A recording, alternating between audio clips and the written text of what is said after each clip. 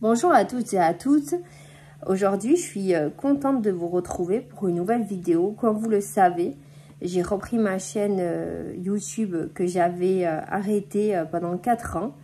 Et là, cet après-midi, j'avais envie d'apporter une nouvelle vidéo sur le clivage, sur l'idéalisation et la désidéalisation qui peut exister dans le trouble borderline, parce que c'est quand même un symptôme majeur et très caractéristique de ce trouble de la personnalité. Donc on va aborder le sujet de qu'est-ce que c'est cliver quelqu'un, cliver une situation, quelles conséquences a le fait de désidéaliser et d'idéaliser les gens, les domaines, les situations dans sa vie.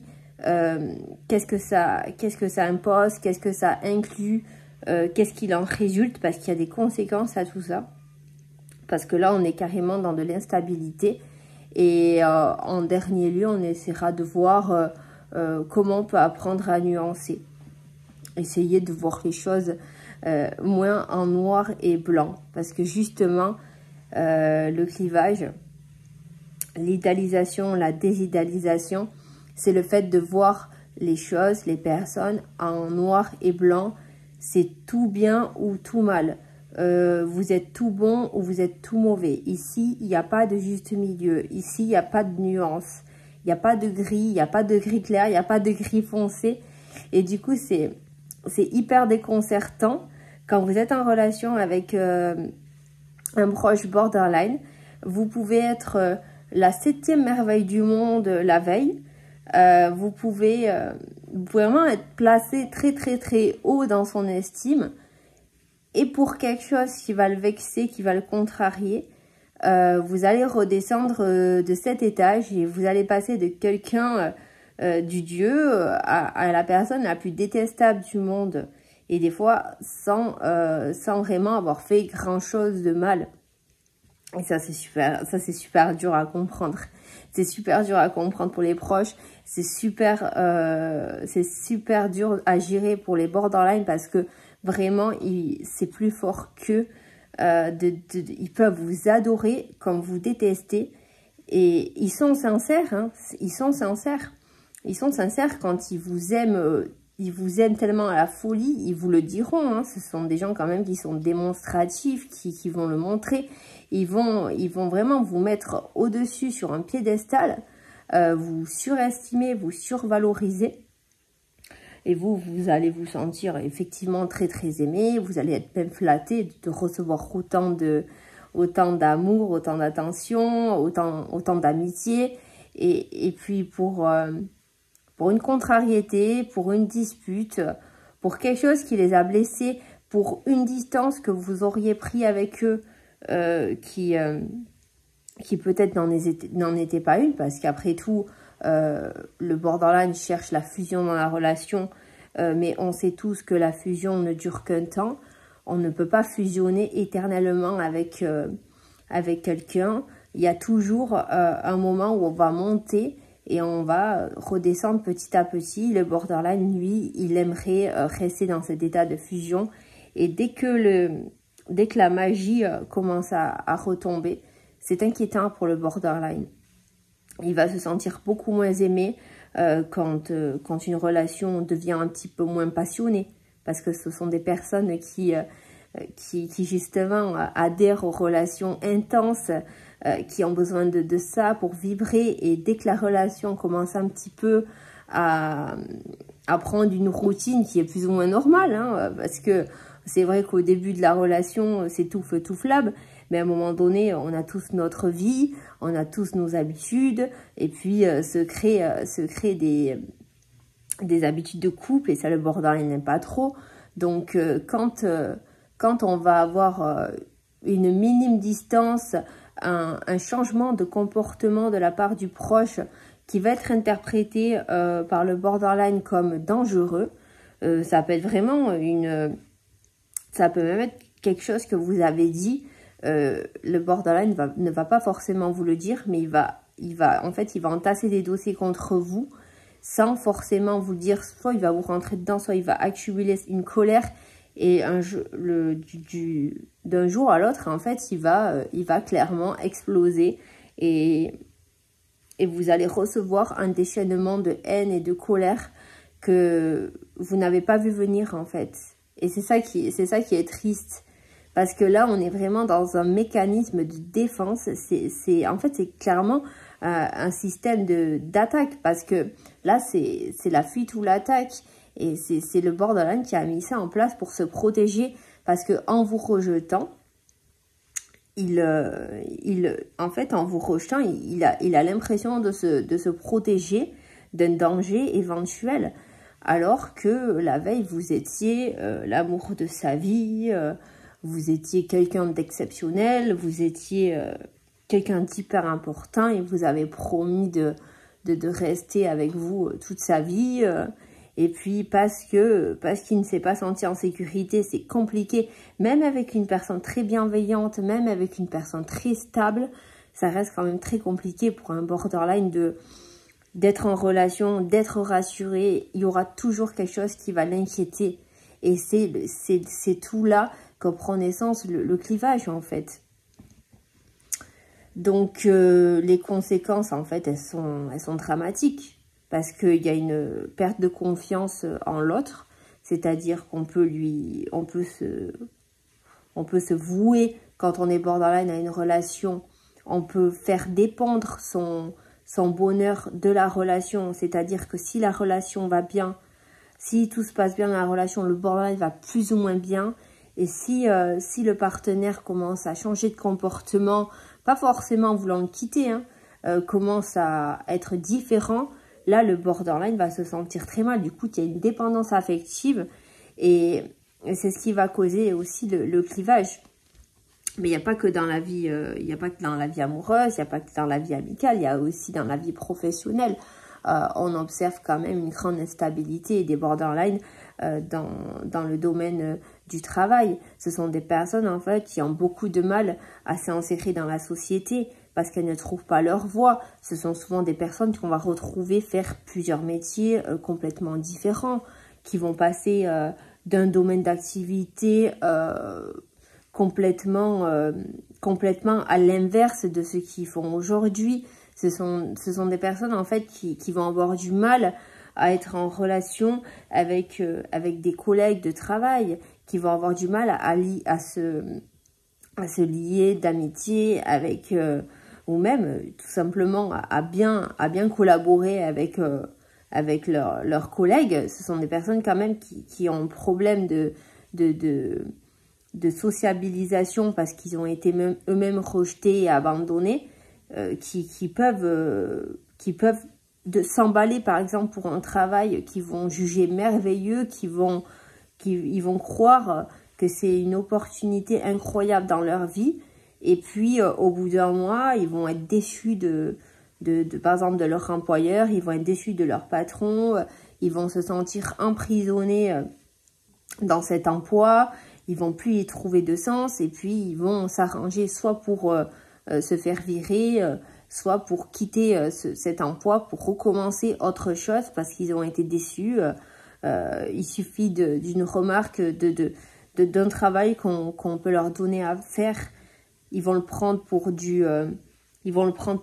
pour quelque chose de rabaissant parce qu'il faut savoir que ce sont des personnes qui ont beaucoup de problèmes à l'autorité. Ce sont des personnes qui ne supportent pas qu'on leur donne des ordres, qu'on essaye de leur dire ce qu'ils doivent faire. Parce que les borderlines sont quand même assez têtus. Et quand il y a un rapport de supériorité, c'est compliqué pour le borderline à écouter ce qu'on lui dit, à faire son travail selon vraiment ce qui est demandé.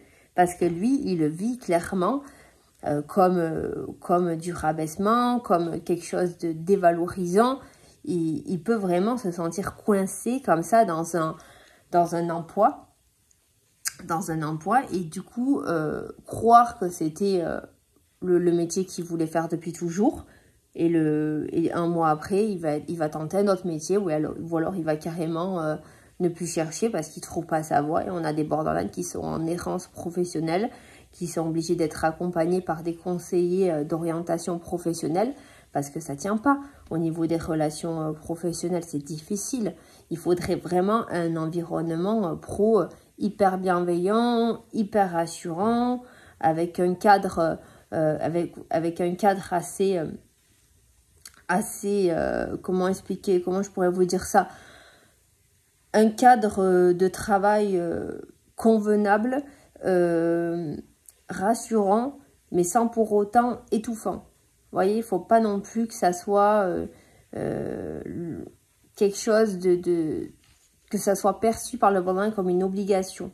Comme je vous l'ai expliqué, il y a quelque chose au niveau de l'autorité, il y a un problème à l'autorité, il y a un problème dans le fait de recevoir des ordres. C'est très compliqué pour le borderline à gérer tous ces va-et-vient dans l'univers professionnel.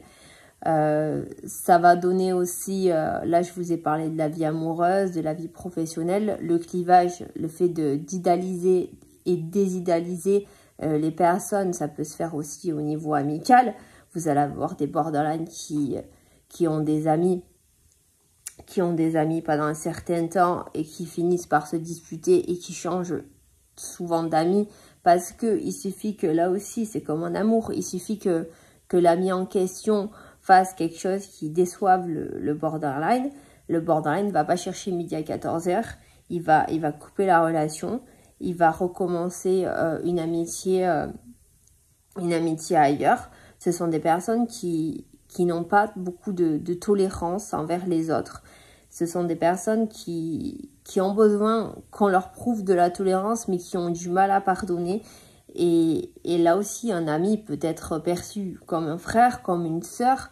Et une dispute, un désaccord va couper la relation amicale en fait. Et le borderline, vous avez des borderlines qui vont sans cesse changer leur fréquentation jusqu'à la nouvelle crise. C'est compliqué. Il y a des borderlines qui ont des amis depuis des années. Moi personnellement, j'ai des amis depuis la maternelle.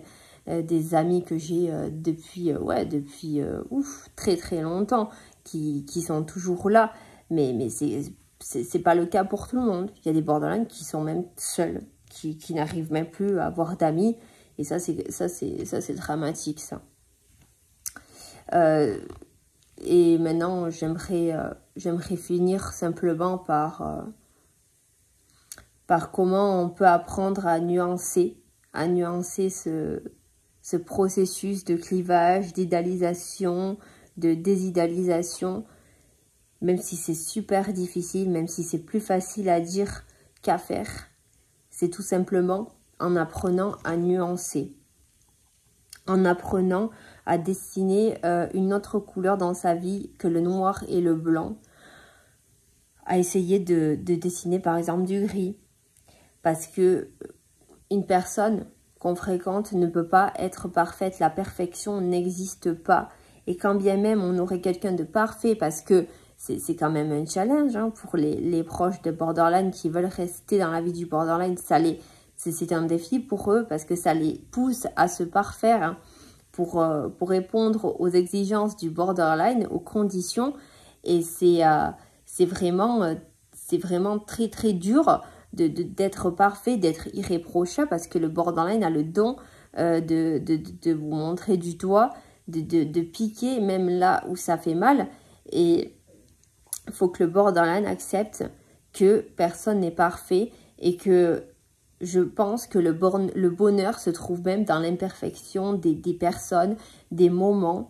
On peut pas comme ça classer les personnes en tout bon, toute bonne, toute mauvaise. Et là encore, quand vous êtes en face d'un borderline, par exemple, que vous venez de rencontrer une personne qui est borderline, la personne vous met sur un piédestal, vous montre que vous êtes la 7e merveille du monde, vous êtes le soleil de sa vie.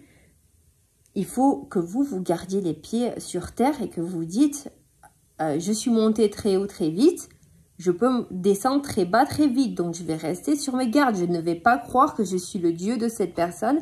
Je ne vais pas croire que que ça va durer éternellement, parce que si pour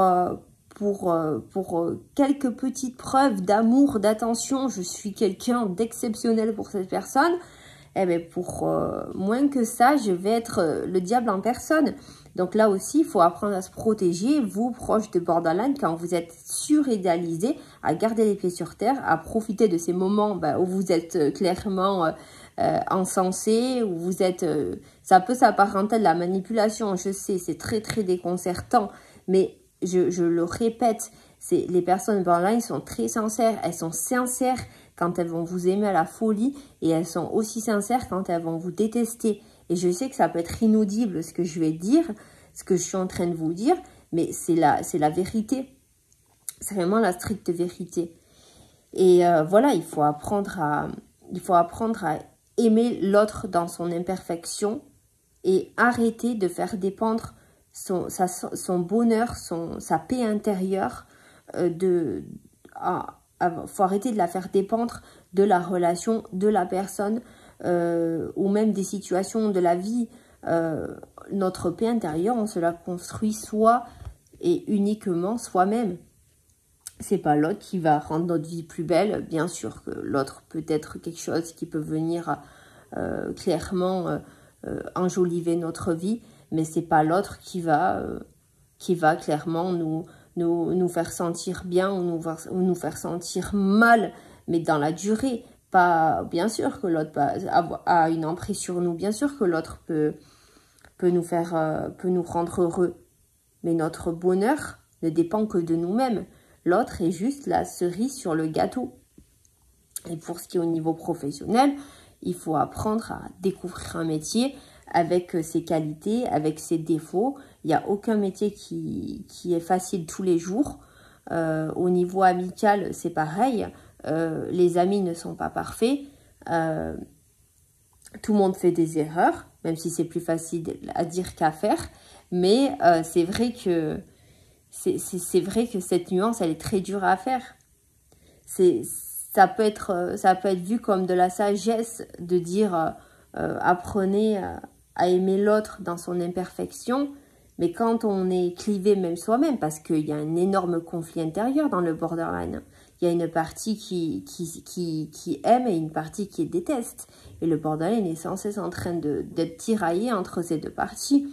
Du coup, comment vous voulez construire une relation saine et stable, avoir une image durable et positive des personnes, quand vous-même, vous savez même pas qui vous êtes. Demandez à un borderline qui il est, il ne saura pas vous répondre. Ce sont des personnes qui se jugent elles-mêmes bien à certains moments et mauvaises à d'autres. Donc voilà, c'est vrai que c'était un sujet que je voulais aborder. Je trouve que c'était intéressant. Je suis désolée si des fois je fais quelques erreurs quand je parle, parce qu'il faut savoir que moi, je prépare aucune de vidéos, c'est assez spontané. Je fais pas de trame, pas du tout en fait. Je parle comme j'ai envie de vous parler. Je me dis juste qu'est-ce que je vais leur parler aujourd'hui, comment je vais aborder le sujet, c'est tout en fait. Donc des fois je m'égare un petit peu. Donc j'espère quand même que c'est assez clair pour vous. Et voilà, si vous avez des questions, n'hésitez pas. Je lis vos commentaires, je réponds dès que je peux. Et j'espère que cette vidéo vous aura intéressé, vous aura plu. Est-ce que vous serez reconnu dedans? J'espère. J'espère qu'elle vous aura été utile, qu'elle vous aura été bénéfique, que vous vous sentirez moins seul dans ce combat qui est le clivage. Et de garder à l'esprit que oui, on peut apprendre à nuancer. C'est difficile, mais il faut aimer l'imperfection. Pour moi, de mon point de vue, même si moi j'ai été la première à faire du clivage, à idéaliser quelqu'un et le descendre le lendemain plus bas que terre, je trouve qu'on est bien plus aimable et bien plus attirant avec nos petits défauts. Parce que nos petits défauts font ce qu'on est aussi. Quelqu'un de trop parfait, c'est lisse, c'est plat, Et c'est ennuyant pour un borderline. On sait que le borderline ne supporte pas l'ennui. Et quelqu'un à qui on n'aurait rien à reprocher, qui serait vraiment très parfait, est-ce que ça serait est-ce que ça serait si excitant que ça pour le borderline de rester avec cette personne? Ouais, c'est une question qu'on peut se poser aussi. Voilà, c'était ma dernière réflexion. Je crois que je vais arrêter parce que la vidéo, elle fait quand même 20 minutes. J'ai pas envie non plus de faire des vidéos d'1 heure, même si moi, je pourrais vous parler pendant des moments et des moments parce que c'est vrai que moi, je suis un petit peu un moulin à parole. Donc voilà, c'était la petite vidéo de la semaine. Et j'espère vous revoir très bientôt. Je vous lis, j'essaie de vous lire tous les jours en commentaire dès que j'ai un moment. Merci à tous pour tous vos gentils commentaires, ça me touche beaucoup quand vous me dites que vos vidéos vous apportent un petit peu de baume au cœur, que vous vous sentez moins seul. C'est très enrichissant pour moi. Je ne fais pas que enrichir les autres. Sachez que je prends même vos conseils parce que des fois, vous avez des remarques très pertinentes et je prends note. C'est super intéressant de discuter avec vous. Voilà, vous êtes une communauté hyper bienveillante et je suis contente de ça. Voilà, je tenais à vous le dire. À très bientôt. Bonne journée.